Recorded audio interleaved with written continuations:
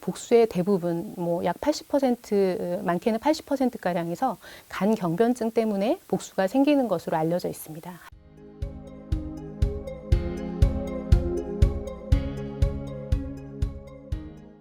그 문맥 고혈압으로 인해서 복수가 발생을 하게 되는데, 이러한 복수는 쉽게 말씀을 드리면 복강 내에 수분이 고이는 현상입니다. 보시는 사진과 같은 이제 그런 소견들을 보이게 되는 거고, 이는 간경변증에서 가장 흔히 발생되는 합병증이라고 보시면 되겠습니다. 그리고 실제로 복수의 대부분, 뭐 약 80%, 많게는 80%가량에서 간경변증 때문에 복수가 생기는 것으로 알려져 있습니다. 하지만 약 15에서 20% 정도에서는 간 문제가 아닌 다른 문제로 복수가 생기는 것으로 알려져 있습니다. 그래서 대표적인 것들이 복막에 뭐 암이 있는 악성 종양이라든지 결핵성 복막염, 또 신장질환이라든지 심장질환이 있을 때 간 이외의 문제로도 복수가 생길 수 있는 것으로 보고가 되고 있습니다. 그럼 복수가 있을 때는 어떤 증상들이 생기는지 한번 살펴보시면, 일단 배 안에 물이 차기 때문에 배가 굉장히 팽만되게 되고, 또 실제로 팽만감을 느끼고 더부룩해지고 소화불량이나 뭐 속이 울렁거린다는 오심의 증상을 호소하시는 경우가 많습니다. 그리고 이 복수가 심해지게 되면 다리 부종이 생긴다거나, 또 배꼽이 툭 튀어나오는 배꼽 탈장, 또 서해부가 툭 튀어나오게 되는 서해부 탈장과 같은 현상들이 생기게 되고, 앞서서도 설명드렸던 복부나 이런 이제 몸 안에 거미줄 모양의 혈관 확장이 이제 관찰이 된다거나, 또 복수가 심해지면 호흡에 문제가 생기면서 기침이 생기기도 하고, 또 음낭에 물이 차거나 흉수가 같이 생기는 경우도 종종 있습니다.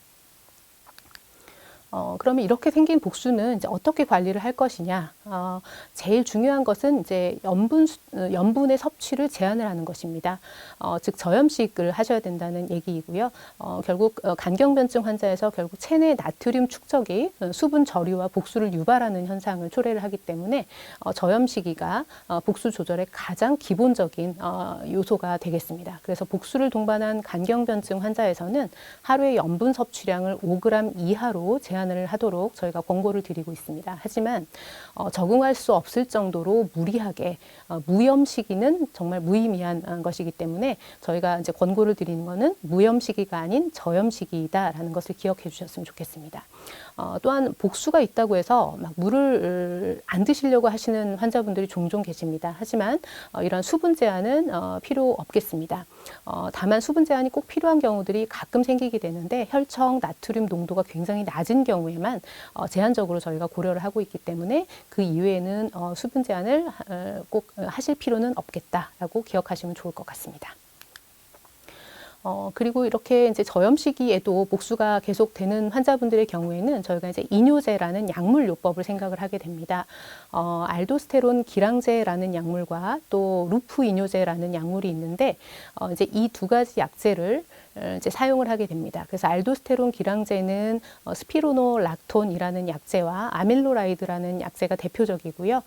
제가 옆에 상품명을 좀 적어 놓긴 했는데 아마 한 번쯤 들어보셨을 법한 이제 그런 약제들이 될 것 같습니다. 그리고 루프 이뇨제 중에서는 퓨로세마이드, 라식스로 많이 알고 있는데요. 그러한 약제와 또 톨세마이드라는 약제가 있습니다. 그래서 이러한 약제들 중에서 알도스테론 기량제 단독요법을 쓰거나 이 알도스테론 기량제와 루프 이뇨제를 병합해서 사용하는 방법으로 이뇨제를 조절을 하고 있습니다.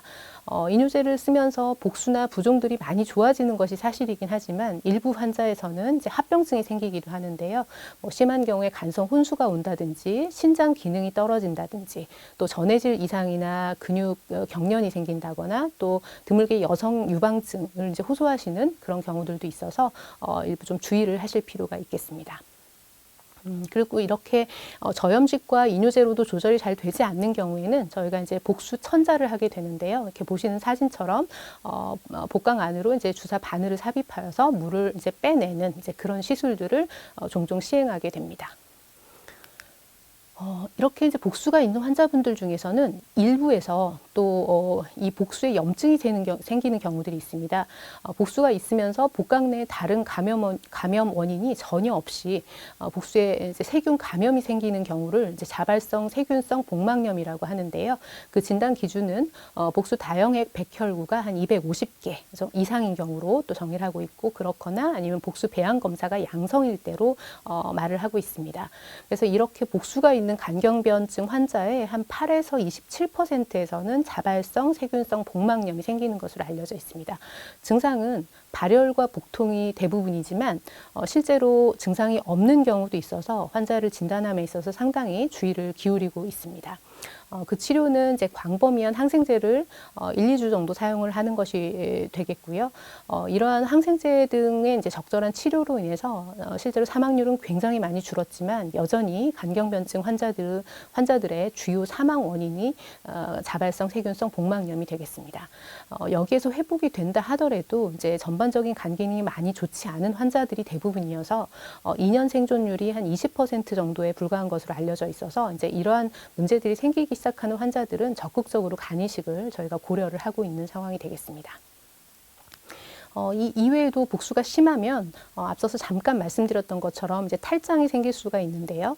복수가 동반된 간경변증 환자의 한 20% 정도까지 해서 보고가 되고 있습니다. 배꼽과 서해부 탈장이 이제 대부분을 보이고 있는데, 이 탈장이 있는 경우에는 이제 그 치료의 가장 중요한 부분은 사실 복수 조절이 되겠습니다. 복수가 없어지고 호전되면은 탈장도 자연스럽게 좋아지는 경우가 많고, 근데 이렇게 해도 조절이 잘 되지 않는 경우에 이제 선택적으로 수술적 치료를 하게 됩니다.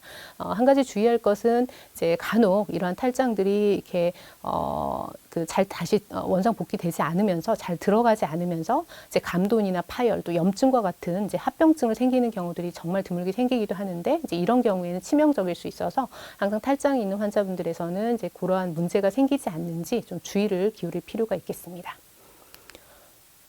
다음은 정맥류에 대해서 말씀을 드리도록 하겠습니다.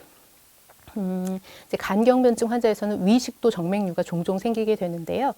식도나 위에는 정상적으로 보이지 않던 큰 정맥들이 이제 이 간경변증 환자들에서 이렇게 붉어져 나오는 현상들이 생기게 됩니다. 이는 이제 문맥 고혈압으로 인해서 문맥 혈류가 간을 통과해서 이렇게 하대 정맥으로 유입이 되어야 되는데, 이제 그 과정들이 힘들어지면서 보시는 사진에서처럼 좌측 위 정맥을 통해서 위와 식도에 정맥류를 형성을 하고 또 식도 주위에 측부 정맥을 형성을 하게 됩니다. 그래서 우측에서 두 번째 사진을 보시는 것처럼 이제 실제로 내시경을 보게 되면 이렇게 가장 우측 사진에서처럼 이렇게 혈관들이 이렇게 구불구불하게 늘어나 있는 것들을 확인을 할 수가 있습니다.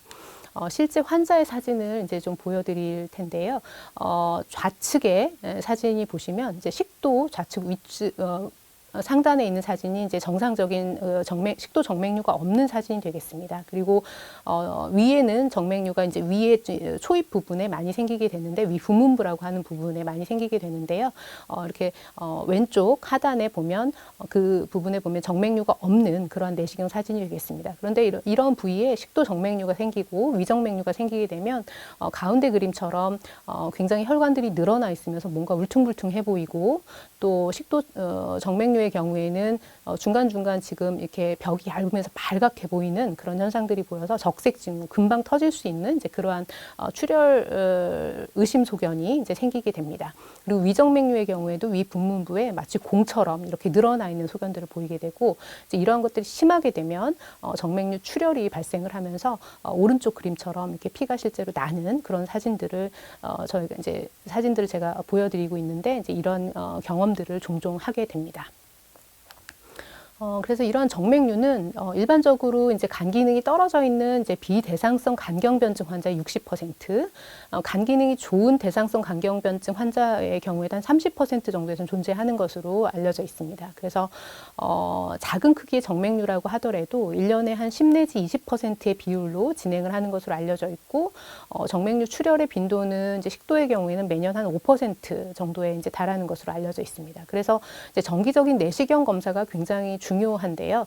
간 기능이 좋은 간경변증 환자라 하더라도 2, 3년에 한 번 정도는 꼭 시행할 것을 권고를 드리고 있고, 비대상성 간경변증 환자는 1, 2년마다 이제 시행할 것을 권고를 하고 있습니다. 그래서 국가암검진에서 나오는 그 위내시경 검진 주기에 따라서 매번 정기적으로 검사를 하시는 것이 꼭 필요할 것이라고 생각을 하고 있습니다. 그러면 이제 이런 정맥류가 출혈이 됐을 때 어떠한 증상이 생기는지에 대해서 이제 말씀을 좀 드리겠습니다. 정맥류가 이제 아까 사진처럼 터지게 되면 이제 출혈이 생기는데요. 이제 출혈의 양이 많으면 입으로 피를 토하는 토혈이 생깁니다. 그리고 그 출혈의 양이 굉장히 많으면 이제 밑으로 변에 이제 출혈이 같이 나오게 되는 혈변 현상이 나타나게 되고요.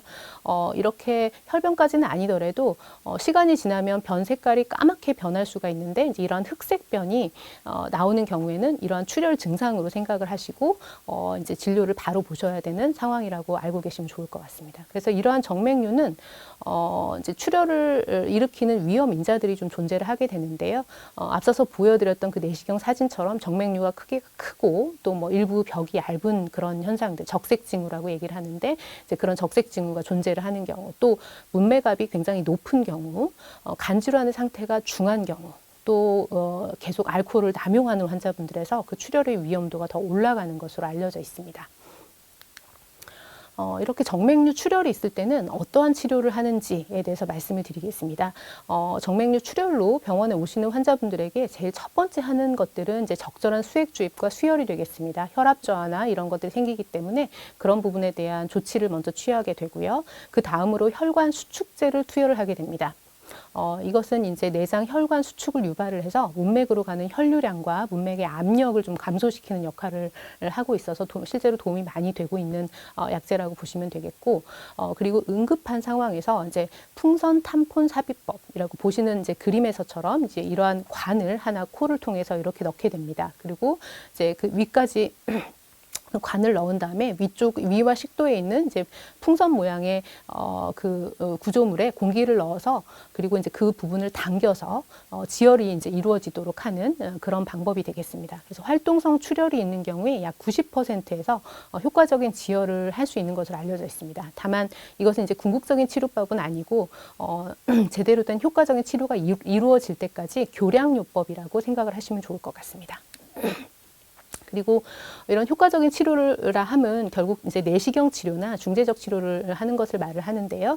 내시경 치료는 내시경 정맥류 결찰술이라는 것을 하게 되고, 또 이제 정맥류 안으로 이게 경화시키는 약물을 투여하는 이제 사이아노 아크릴레이트라는 약물을 투여하는 정맥류 폐색술이라는 치료 방법들이 있습니다. 그래서 이러한 치료 두 가지 방법들 치료가 이제 근본적인 치료가 되겠고, 또 이제 경우에 따라서는 저희 혈관 조영술을 통해서 이제 중재적인 치료 방법을 이제 선택을 하기도 합니다. 내시경 치료하는 사진인데요. 이게 보시는 것처럼 이제 위에 상단의 그림은 식도 정맥류 치료이고, 가운데 사진에서 보시는 것처럼 내시경이 들어가서 정맥류가 있는 부분을 이제 흡인을 하게 됩니다. 그러면서 그 흡인을 하면서 그 부위에 이제 고무 밴드 같은 걸로 묶어서 꽈리 모양으로 이렇게 정맥류를 결찰을 하는 방법을 내시경 정맥류 결찰술이라고 얘기를 합니다.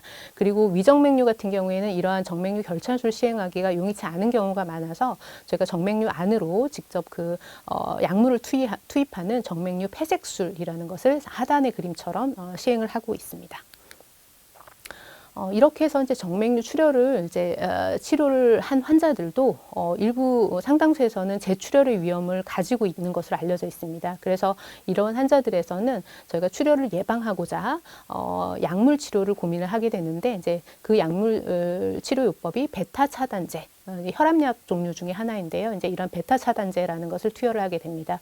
그래서 이 약을 통해서 문맥암을 감소시키고 이제 그 내장 혈관을 수축시키는 이제 그런 역할들을 하는 약물이 되겠습니다. 하지만 이게 이제 약물에 따른 부작용들을 이제 호소하시는 경우가 종종 있습니다. 뭐 피로하다거나 어지럽다거나 또 가끔 기침을 이제 호소하시는 경우들도 있어서 좀 주의가 필요하겠고, 이러한 이제 약제는 심한 신부전이라 든지 폐쇄성 폐질환, 기관지 천식이 심한 경우에는 사용을 하지 않는 것을 저희가 권고하고 있는 상황입니다. 그리고 이제 이러한 정맥류 출혈이 있었던 환자들에서는 정맥류가 소실이 될 때까지 내시경 치료를 반복적으로 시행하는 경우가 많고, 정맥류가 잘 소실이 되었다 하더라도 정기적으로 내시경을 시행을 해서 또 다른 문제가 생기지 않는지 잘 정기적으로 관찰하는 것이 또 중요하겠습니다. 다음으로는 이제 간성뇌증에 대해서 말씀을 드리겠습니다. 간성뇌증이라는 것은 이제 간 기능이 저하된 상태에서 발생하는 의식 및 진압력 장애로 이제 정의를 하고 있고요. 각종 신경학적 이상을 특징으로 하는 신경정신학적 증후군이 되겠습니다. 경미한 뇌기능 장애부터 깊은 혼수 정도까지 증상의 정도는 굉장히 다양한 것으로 알려져 있습니다. 전체 간경변증 환자의 10 내지 14%, 또 비대장성 간경변증 환자의 16에서 21%가량에서 발생하는 것으로 알려져 있습니다. 간은 앞에서 처음에 말씀드렸던 것처럼 우리 몸에서 이제 해로운 독성 물질을 해독하는 일을 하게 되는데, 우리 몸에서 이제 단백질이 분해가 되면 암모니아가 생기고, 이 암모니아가 간에서 요소로 바뀌어서 몸 밖으로 배출이 됩니다. 하지만 간경변증이 심해지면서 이제 간 기능이 떨어지면 암모니아 같은 그런 질소 화합물이 그대로 남아서 혈액 순환으로 들어가면서 뇌에 안 좋은 영향을 미치거나, 대장에 머물러 있던 대변들을 통해서 이러한 질소 화합물들이 이제 전신 혈액 순환을 통해서 또 뇌에 영향을 미치는 현상들이 발생하게 되어서 간성뇌증을 이제 유발하는 것으로 알려져 있습니다. 간성뇌증의 임상 양상은 이렇게 보시는 사진처럼 굉장히 성격 변화가 나타나는 게 이제 주 증상이 되겠습니다. 그러면서 우리가 또 이렇게 확인해 볼 수 있는 것은 손을 이렇게 뻗었을 때 손끝이 떨리거나 아래로 떨어지는 현상이 생기는, 이제 저희가 퍼덕 떨림이라고 얘기를 하고 있는데, 이제 이런 증상들이 생기는 현상들을 보이게 됩니다. 그래서 이러한 증상, 성격 변화의 정도와 또 이런 몇 가지 이제 소견들을 통해서 저희가 이제 간성뇌증의 단계를 분류를 하게 됩니다. 그래서 진압력도 유지가 잘 되어 있고, 약간의 인지 행동 변화, 또 감정의 변화, 불안감이나 집중력의 감소 등과 같이 굉장히 미약한 정도의 이제 변화가 있을 때는 저희가 간성뇌증 1단계 정도로 분류를 하고 있고요. 이제 그게 조금 더 진행을 해서 이제 시간에 대해서 인지를 잘 못한다거나, 앞서서 보여드렸던 사진처럼 퍼덕 떨림 같은 게 생긴다거나, 뭐 기면 상태, 성격이 굉장히 막 변화된다거나 부적절한 행동을 한다거나 할 때, 이제 그럴 때는 한 2단계로 분류를 하게 됩니다. 조금 더 지나면 반혼수 상태라고 하는 이제 그런 상태가 된다거나, 굉장히 혼란, 혼돈 상태가 된다거나, 또 공간에 대한 진압력이 장애가 생기게 되고, 몇 가지 좀 이상 근육 강직이나 뭐 반사 항진과 같은 이제 이상 소견들이 관찰되기 시작하는 것을 한 3단계 정도로 저희가 분류를 하게 됩니다. 그리고 모든 자극에 반응이 없는 혼수 상태와 이제 혼수 상태에 이를 때, 이제 그때는 4단계의 간성뇌증이다라고 평가를 하고 있습니다. 그래서 이런 간성뇌증은 간경변증이 있으면서도 이제 일부 특정한 상황에서 굉장히 잘 생기는 경향들이 있습니다. 그래서 위장관 출혈이 있다거나, 갑자기 고단백 식이를 섭취를 했다거나, 변비가 있다거나 해서 체내 질소가 상승이 될 수 있는 그런 환경에 노출되었을 때, 또 뭐 이뇨제나 수면제를 굉장히 과다하게 복용을 한 경우, 그런 경우에 유발이 될 수가 있고, 또 칼륨의 농도가 낮다거나, 뭐 탈수, 저산소증과 같은 이제 전해질 불균형이 있을 때도 발생을 할 수 있습니다. 그 이외에도 뭐 감염이라든지 굉장히 큰 수술을 했다든지 이제 하는 경우에도 종종 생길 수 있는 것으로 알려져 있습니다. 이렇게 간성뇌증이 생기면 이제 그 치료는 가장 중요한 것은 환자의 이제 그 의식이나 이제 이런 부분들에 있어서 변화가 있기 때문에 환자가 뭐 낙상을 하거나 또 기도 흡인 같은 게 생길 수 있는 상황에 노출이 되게 됩니다. 그래서 이러한 부분들에 대한 예방과 지지요법이 굉장히 중요하겠습니다. 그리고 앞서서 말씀드린 것처럼 유발인자를 확인하고 제거하는 것이 중요하겠습니다. 간성뇌증 환자의 80% 이상에서 유발인자가 확인되는 것으로 알려져 있어서 앞서서 말씀드렸던 출혈이나 감염, 뭐 전해질 불균형, 뭐 변비 등과 같은 그러한 요인들을 찾아서 해결을 해주는 것이 중요한 치료 방법 중에 하나가 되겠습니다. 간성뇌증이 이제 생기면 환자분들이 대부분 다 단백질 섭취를 뭐 안 해야 되는 거 아니냐 이제 이렇게 얘기를 하시게 되는데요. 일단 기본적인 요건은 열량 자체는 충분히 섭취하는 것이 중요하겠습니다. 그리고 단백질은 간성뇌증이 있을 때 초반부에만 가능한 한 좀 제한을 하고 증상이 호전되면 서서히 증량을 해서 평상시 수준 정도로 복용을 해야 합니다. 그래서 장기간 단백질 섭취 제한은 오히려 환자의 전체적인 경과에 더 악영향을 미칠 수 있기 때문에 장기간의 단백질 섭취 제한은 피하는 것이 좋겠습니다. 그리고 이제 간성뇌증의 치료를 하는 방법으로서 이제 약물요법을 보시면요. 비흡수성 이당류라는 게 있습니다. 저희 이제 변비약으로 많이 알려져 있는 약물인데 락툴로스, 락티톨이라는 약제가 있어서 이 약제를 경구로 복용을 하거나 아니면 이 약제들을 활용해서 관장을 하게 되는 방법들을 취하게 됩니다.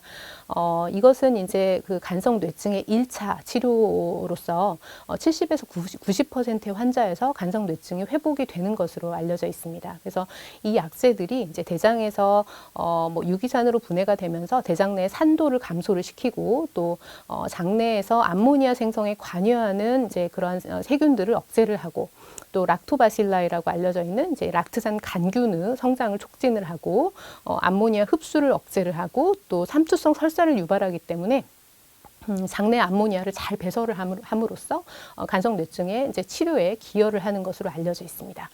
그래서 이제 이 약제들을 활용해서 관장을 할 때는 적어도 한 30분 이상 관장액이 장내에 머무르도록 이제 하는 것이 중요하겠고, 그럼 약을 계속 먹으면 도움이 되냐? 그런 건 아니고 하루에 2, 3회 정도의 묽은 변을 충분히 잘 볼 수 있을 정도로 약제를 조절해서 투여를 하고 있습니다.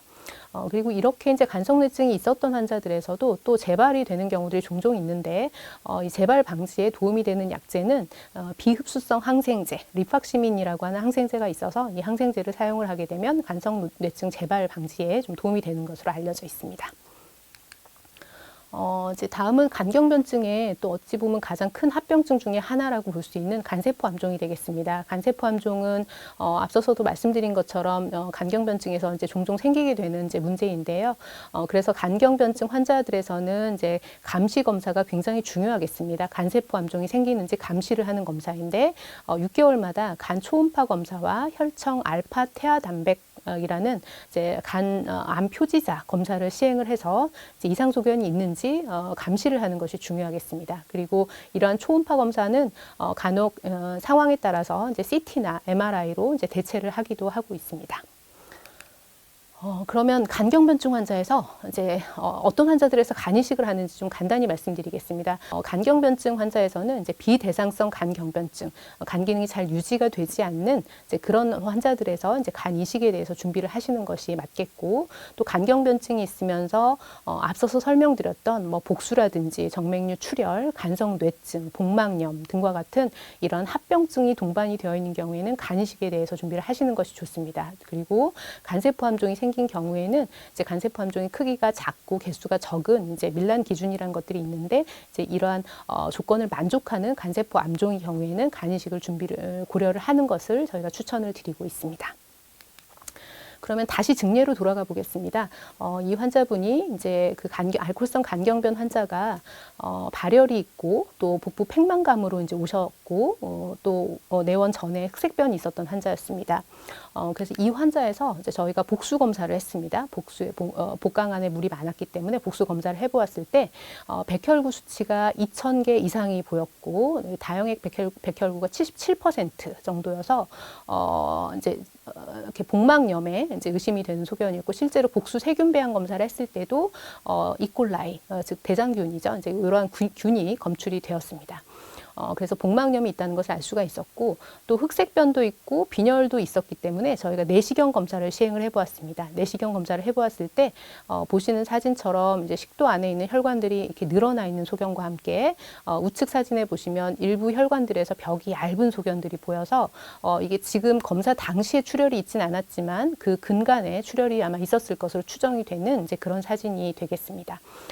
그래서 이제 이 환자의 진단은 저희가 알코올성 간경변증이 있으면서 황달도 있고 복수도 있고 이제 여러 가지 간 기능이 떨어져 있는 차일드퓨 C 등급에 해당하는 간경변증이 있다라는 것을 생각을 해볼 수가 있겠고, 복수는 자발성 세균성 복막염이 동반되어 있는 복수 상태이다라고 알 수가 있습니다.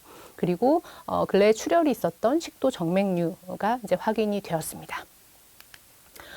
그러면 이 환자에서 치료는 이제 어떤 치료들을 하면 좋을까요? 먼저 복막염에 대해서 항생제 정맥 주사가 필요하겠습니다. 그리고 내시경 식도 정맥류가 있으면서 또 근래에 출혈이 있었던 환자이기 때문에 내시경적 식도 정맥류 결찰술, 사진과 같은 이러한 시술을 진행을 했습니다. 그리고 동시에 이 환자의 경우에는 앞으로도 정기적인 진료를 하면서 간암 감시 검사를 지속해야 될 것이고요. 또 여러 가지 합병증이 동반되어 있는 그러한 간경변증 환자이기 때문에 간 이식을 적극적으로 고려해 볼 필요가 있겠습니다. 오늘 말씀드린 내용들을 좀 요약을 해서 말씀을 다시 한번 드리면, 간은 우리 몸에서 영양소를 가공하고 저장하고 또 혈당을 조절하고 단백질을 합성하고 해독, 면역 기능에 관여하는 중요한 장기가 되겠습니다. 만성 B형 간염이나 만성 C형 간염, 지속적인 음주 등이 간경변증을 유발을 할 수 있습니다. 그리고 이러한 간경변증이 생기게 되면 합병증의 예방과 또 적절한 관리가 굉장히 중요하겠습니다. 간경변증 환자에서는 간암 발생의 위험이 높기 때문에 정기적인 검진이 꼭 필요하겠습니다. 그리고 이러한 간경변증으로 인한 여러 합병증이 반복되는 경우에는 간이식을 적극적으로 고려해야겠습니다. 지금까지 간경변증의 진단과 최신 치료법에 대해서 말씀을 드렸습니다. 경청해 주셔서 감사합니다.